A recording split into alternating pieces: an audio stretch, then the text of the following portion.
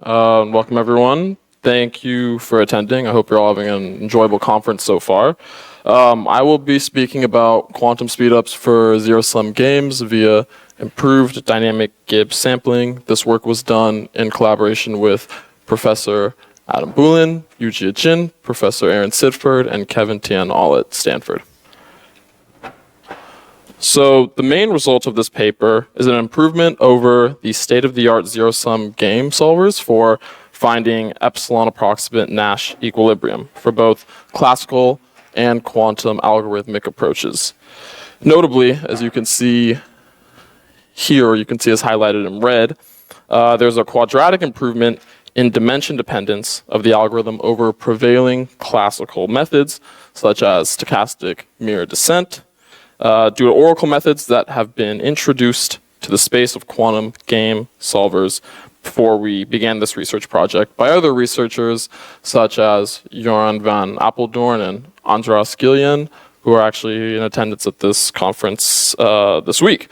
Of interest to us is the accuracy improvement obtained in this work. And this was actually the focal point of our efforts, which I will elaborate on further throughout this presentation. As you can see here, we obtain a quadratic improvement in epsilon. Now, we performed this research in an attempt to delve into the following question, which has been motivated by this recurrent scenario of quantum algorithms attaining runtimes which improve upon dimensionality bounds of classical algorithms while suffering these worst dependencies on accuracy. And our motivating question was this: to what degree is there an inherent accuracy versus dimension dependence trade-off for quantum optimization algorithms? What algorithmic techniques improve this trade-off? So before I begin describing our contributions, I'm going to outline the fundamental problem statement. So suppose you have Alice and Bob, and they're playing some non-cooperative game together. And now Alice can draw from some set of decisions, as can Bob, although these need not necessarily be identical decision sets. Now, we can consider the payoff from each exchange as a real number indicating whether Alice chose the advantageous strategy, whether Bob did, or if the exchange resulted in a stalemate according to the rule set of the game. Now, if we assign probabilities for any decision I in the range from 1 to m and j in the range from 1 to n, this generates distributions over the simplex domains of dimension m and n respectively, and the expected value of the payoff of this game reduces to this quadratic form here, where we sample the probabilities I and j independently from the distributions u and v. And since we have chosen this convention here, where Alice is awarded all positive payoffs and Bob is awarded all negative payoffs, the question is simple enough. The maximization player would like to maximize the total payoff or the expected payoff, while the minimization player would like to minimize the expected payoff. And succinctly, this problem can be formalized as a minimization-maximization problem, or a minimax game if you've heard of that, where we optimize over the simplex distributions u and v for each player's potential decisions. So in this work, we sought to find u and v, which form an epsilon approximate Nash equilibrium for a given payoff matrix A, which essentially distills down to strategies that result in a payoff discrepancy between the two players, bounded by epsilon. Now, this is a fundamental problem for many reasons, such as it's a natural formulation of approximate linear programming. And that's why it's of importance to us. So this is the resulting algorithm that we came up with that converged upon an epsilon approximate Nash equilibrium for a given payoff matrix A, a desired accuracy epsilon, and delta approximate Gibbs oracles for these dynamic vectors negative A transpose X and AY, which I'll describe later, in a succession of T iteration steps. Now, the skeleton of this algorithm resembles other attempts to compute epsilon approximate Nash equilibrium, produced by other methods. And that's kind of what we're going to focus on. And because of that, we're kind of just going to focus on line 5 here. So, This is where a Gibbs oracle is implemented to sample coordinates of these dynamic vectors listed here, negative A transpose X and AY. And just to note, the main skeleton of this algorithm, when implementing exact oracles, is identical to methods of researchers Gregoriadis and Kachian, which established that best classical bound that we looked at one of the initial slides in the chart. So our framework built upon this classical approach by providing these high probability guarantees on the duality gap while obtaining a sparse solution yielding a comparable duality gap. But most importantly, it tolerates a total variation error in the sampling procedure due to our use of these delta approximate Gibbs oracles. And now we should note that these improvements have appeared before in stochastic gradient descent literature, so that's not entirely novel. So we concentrated our efforts on efficiently implementing a faster Gibbs sampling in this line 5 of this algorithm.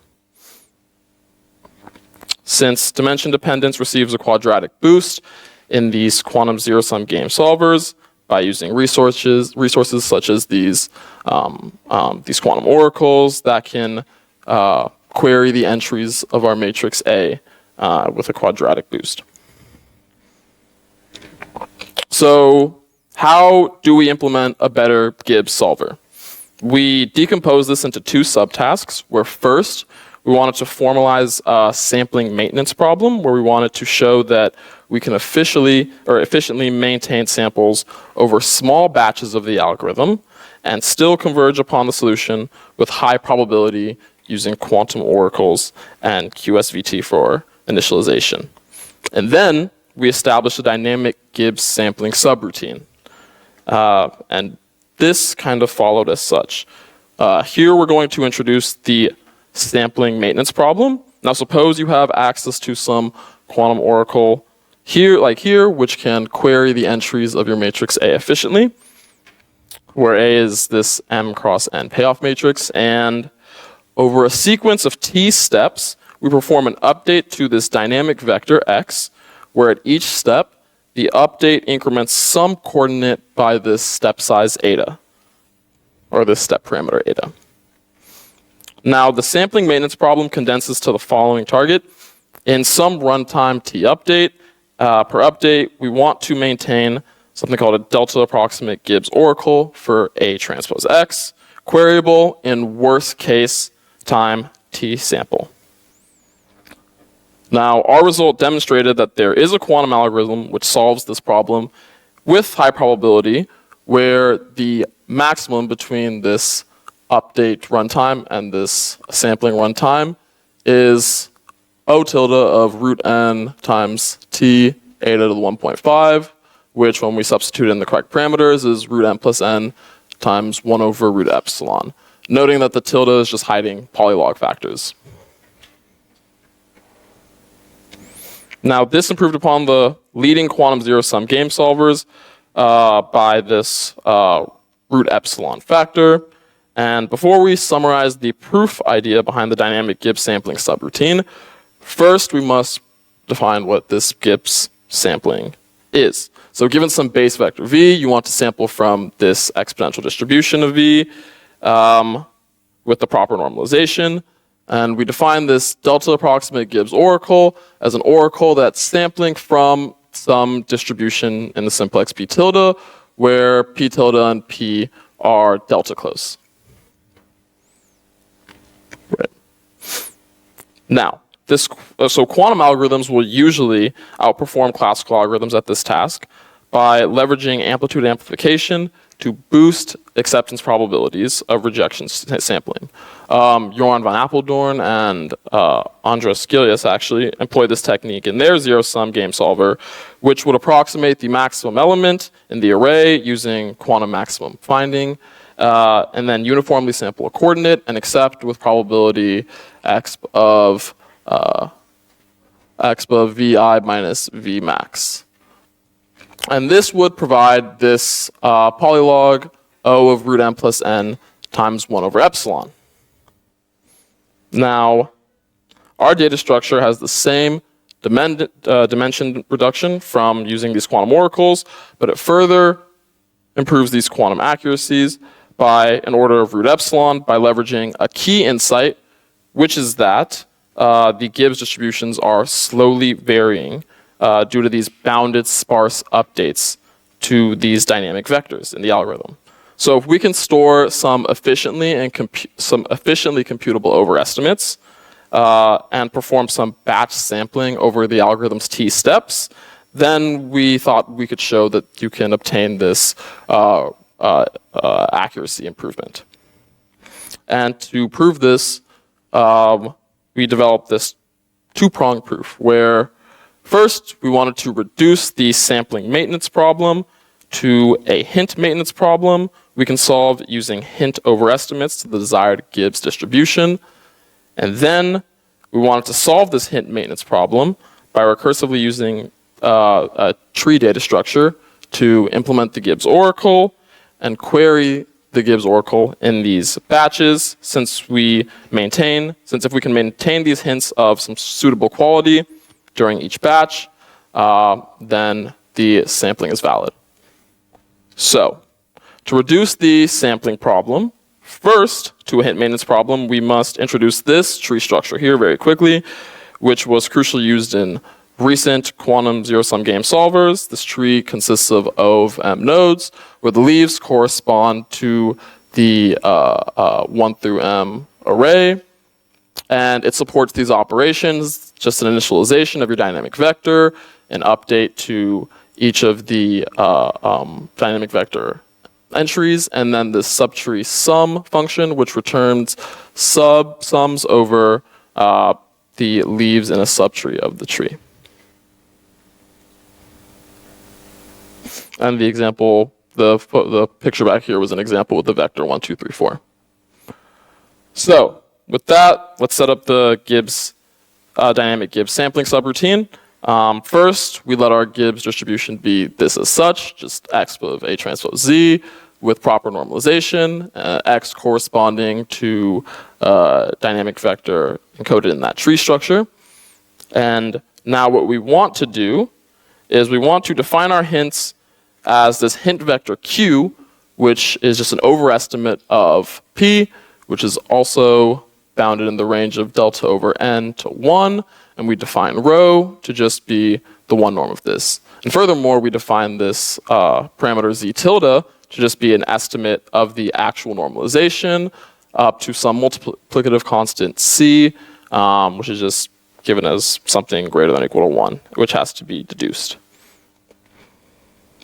So now if we're given this z tilde, this estimate of the normalization, this c, this rho, and we're given access to our quantum oracle, which can query the entries of A. From there, we can implement this delta approximate Gibbs oracle with some amortized query cost root rho c. And we accomplish this via the following implementation. First, you sample a coordinate from the overestimate, q over rho, and then you accept, or this overestimate, or this overestimate, this q over rho, is loaded into superposition, and then filtered using a block encoding. That's how we use it. And then you accept with probability p sub j over c q sub j, which then implies that the probability of accepting a sample overall is 1 over rho times c, which then means, if you just use quantum amplitude amplification, this implies that you can obtain an accepted sample in roughly time rho root c, which gives us a rough bound for the sampling time for this dynamic Gibbs subroutine. So thus, by maintaining efficiently computable hints rho and c, we can sample in this time, and by doing so, we can now perform our batch sampling. So what we do is we sample the algorithm in phases of approximately 1 over eta steps, which is a parameter that we optimize at the end of the algorithm. And we start by first using our Gibbs access to produce these hints q and c for this dynamic Gibbs distribution p at time t. We're able to do this because, as said before, the dynamic Gibbs distribution only varies by a multiplicative constant, specifically over a phase of this length. So it suffices to just give one good hint at the beginning of the phase and move on. And next, we estimate the large entries of the Gibbs distribution from its state in the previous phase by sampling order k times from the old distribution, and then building an empirical distribution from those samples.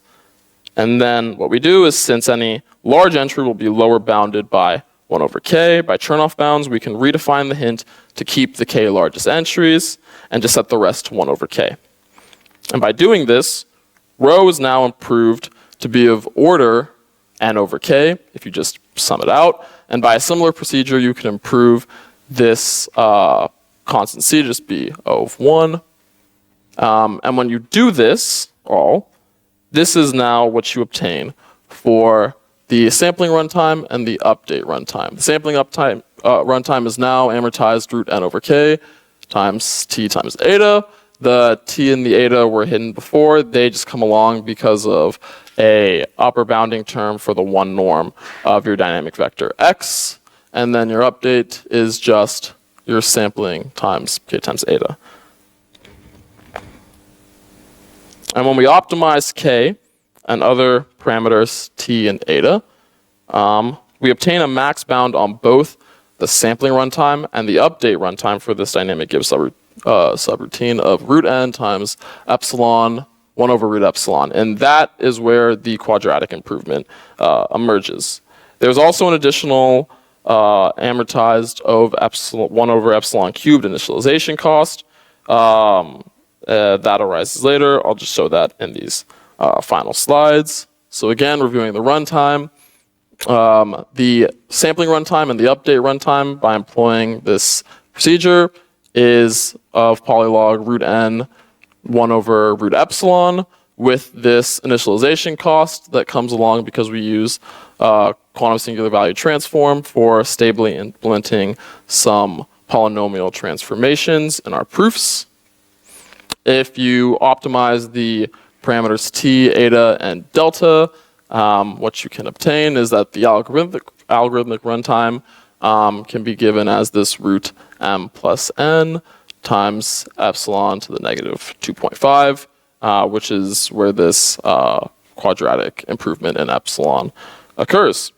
And with this, we can intuit that, or we can just from looking at this intuit that there is this there's this improvement in accuracy by using this batched sampling technique, while also, of course, using these quantum algorithms, using these oracles and these sampling techniques to improve dimension. And that's it. Thank you.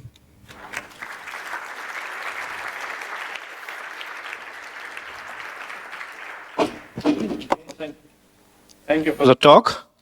Okay, any questions?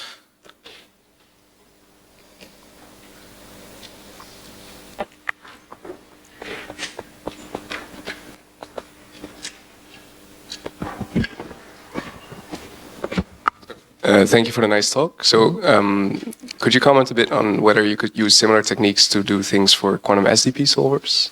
So I could say that one more time? For quantum SDP solvers, could you use similar techniques of dynamic?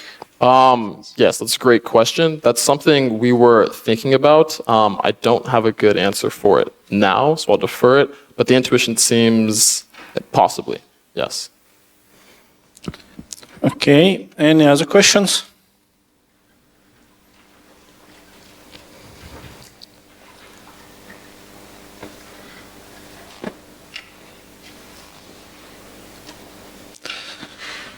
Okay, I think then we can thank the speaker again.